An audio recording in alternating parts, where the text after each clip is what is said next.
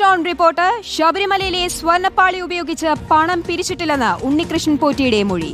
ആരോപണങ്ങൾ നിഷേധിച്ചാണ് ദേവസ്വം വിജിലൻസും ഉണ്ണികൃഷ്ണൻ പോറ്റി മൊഴി നൽകിയത്. പാളി ചെന്നൈയിലെ എത്തിക്കാൻ വൈകിയത് സാങ്കേതിക തടസ്സം മൂലമാണെന്ന് വിശദീകരണം. പോറ്റിയുടെ സഹായികളെയും ഉടൻ ചോദ്യം ചെയ്യാനാണ് വിജിലൻസ് നീക്കം. ടി വി പ്രസാദ് ഉണ്ട് വിശദാംശങ്ങളുമായി. T V Prasad, very good morning. Unnikrishnan Potti വിജിലൻസിന് മുന്നിൽ ഹാജരായി നൽകിയതും ഇന്നലെ നമ്മൾ മാധ്യമങ്ങളോട് സംസാരിച്ച അതേ കാര്യങ്ങൾ തന്നെയാണ്. തനിക്കിതിലൊരു പങ്കുമില്ല, എല്ലാ കാര്യങ്ങളും ദേവസ്വം ബോർഡിന്റെ ഒരു സംശയനിലയിൽ നിർത്തുന്ന ഒരു തരത്തിലേക്കുള്ള മൊഴി തന്നെയായിരുന്നു ഇന്നലെയും ഉണ്ണികൃഷ്ണൻ പോറ്റി മാധ്യമങ്ങളോട് പറഞ്ഞ അതേ കാര്യങ്ങൾ തന്നെയാണോ ഈ വിജിലൻസിന് മുന്നിലും രേഖപ്പെടുത്തിയിട്ടുള്ളത്? ഇനി അന്വേഷണം ഇനി ഏത് തരത്തിലേക്ക് നീങ്ങാനാണ് സാധ്യത? Arya, Parvathi, very good morning. പറഞ്ഞതുപോലെ ഉണ്ണികൃഷ്ണൻ തൻ്റെ മൊഴിയിൽ ഉറച്ചു നിൽക്കുകയാണ്. താൻ കള്ളത്തരമൊന്നും ചെയ്തില്ല എന്ന് ഇന്നലെ മാധ്യമങ്ങളോട് പറയുന്നത് നമ്മളെല്ലാവരും കണ്ടതാണ്. ആ മൊഴി തന്നെയാണ് ദേവസ്വം വിജിലൻസിനോടും ആവർത്തിച്ചത്. മാത്രമല്ല, അതിൽ കൂടുതൽ വിശദീകരണങ്ങൾ ഇന്നലെ നൽകേണ്ടതായി വന്നു. കാരണം മണിക്കൂറുകൾ നീണ്ട ചോദ്യം ചെയ്യലായിരുന്നു ഇന്നലെ ദേവസ്വം ബോർഡിൻ്റെ ആസ്ഥാനത്ത് ദേവസ്വം വിജിലൻസ് നടത്തിയത്. അതുകൊണ്ട് നേരത്തെ എഴുതി തയ്യാറാക്കിയ ചോദ്യങ്ങൾ, ആ ചോദ്യങ്ങളിൽ മറുപടി പറയുമ്പോഴാണ് താൻ ഒരു തെറ്റും ചെയ്തില്ല എന്ന മൊഴി ഉണ്ണികൃഷ്ണൻ പോറ്റി ആവർത്തിക്കുകയും ചെയ്യുന്നത്. 15 ലക്ഷം രൂപയാണ് ആകെ ചെലവായത്. മാത്രമല്ല, ഇതിലൊരു പ്രധാനപ്പെട്ട കാര്യം, ഉണ്ണികൃഷ്ണൻ പോറ്റിയുടെ സഹായികളായ രമേശ്, സുബ്രഹ്മണ്യൻ, വാസുദേവൻ തുടങ്ങിയവരെ ചോദ്യം ചെയ്യാൻ വേണ്ടി ഇതിനകം തന്നെ നോട്ടീസ് നൽകിയിട്ടുണ്ട്. ഉടനടി തന്നെ അവരെയും ചോദ്യം ചെയ്യും എന്നാണ് വിജിലൻസ് കേന്ദ്രങ്ങളിൽ നിന്ന് ലഭ്യമാകുന്ന വിവരം. ഇത് സംബന്ധിച്ച് താൻ ഒരു തെറ്റും ചെയ്തിട്ടില്ല. എത്ര ദിവസം, 35 ദിവസത്തിലേറെ ചെന്നൈയിലെത്തിക്കാൻ വൈകാനുള്ള ഒരു കാരണം, അതായത് പാളികൾ കൊണ്ടുപോയതിന് ശേഷമുള്ള ആ ഒരു ഗ്യാപ്പ് എന്ന് പറയുന്നത് സാങ്കേതിക കാരണങ്ങൾ കൊണ്ടാണ് എന്ന വിശദീകരണമാണ് ഉണ്ണികൃഷ്ണൻ പോറ്റി പറയുന്നത്. പക്ഷേ ഇത് പൂർണ്ണമായും വിജിലൻസ് വിശ്വസിക്കുന്നില്ല. എന്തായാലും ഇനിയിപ്പോൾ സഹായികളെ കൂടി ചോദ്യം ചെയ്തതിന് ശേഷം കൃത്യമായ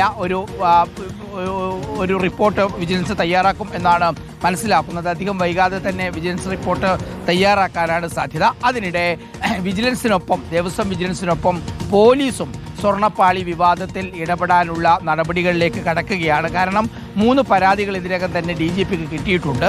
അതിൽ എങ്ങനെ അന്വേഷണം നടത്തും എന്നതിൽ നിയമോപദേശം തേടിയിട്ടുണ്ട്. ആ നിയമോപദേശം കിട്ടിയാൽ സ്വാഭാവികമായി പോലീസ് അന്വേഷണത്തിലേക്കും ഇത് കടക്കും എന്ന കാര്യം ഉറപ്പാണ്.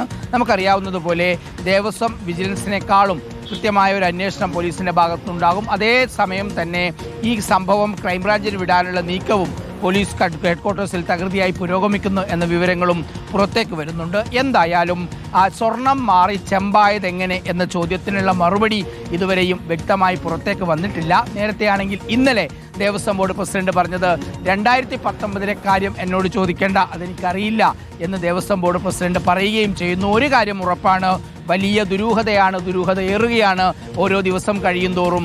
അന്ന് വിജയ് മല്യ പൂശിയ അല്ലെങ്കിൽ അവിടെ പതിപ്പിച്ച സ്വർണ്ണപ്പാളികൾ എവിടെ എന്ന ചോദ്യമാണ് പ്രധാനമായും.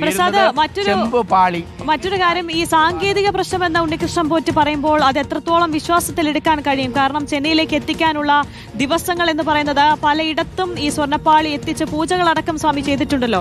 അപ്പോൾ അത്തരത്തിൽ എവിടെയൊക്കെ കൊണ്ടുപോയി എന്നത് അന്വേഷിച്ച് അത്തരത്തിലുള്ള മൊഴി രേഖപ്പെടുത്തൽ കൂടി ഉണ്ടാകില്ലേ ഇനി ഉണ്ണികൃഷ്ണൻ പോറ്റിയുടെ?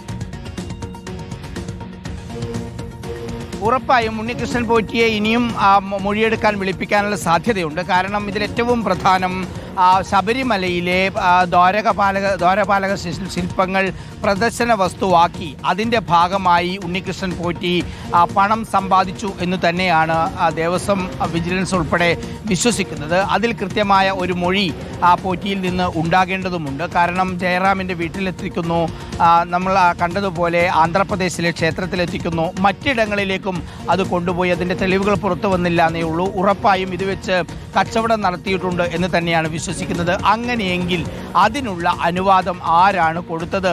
എങ്ങനെയാണ് അതിനുള്ള ധൈര്യം ഉണ്ണികൃഷ്ണൻ പോറ്റിക്ക് വന്നത്? തീർന്നില്ല, എങ്ങനെയാണ് ഉണ്ണികൃഷ്ണൻ പോറ്റിയും ദേവസ്വത്തിൻ്റെ ഉദ്യോഗസ്ഥരും തമ്മിലുള്ള ആ ബന്ധം എന്നുള്ളത് പുറത്തു വരേണ്ട വിഷയം തന്നെയാണ്. ഒരുപാട് ദുരൂഹതകൾ ഇനിയും അവശേഷിക്കുന്നുണ്ട്. ഇനി വരുന്ന ദിവസങ്ങൾ എന്നുള്ളത് ഏറെ പ്രധാനപ്പെട്ടതാണ് ഇതിനെ സംബന്ധിച്ച്.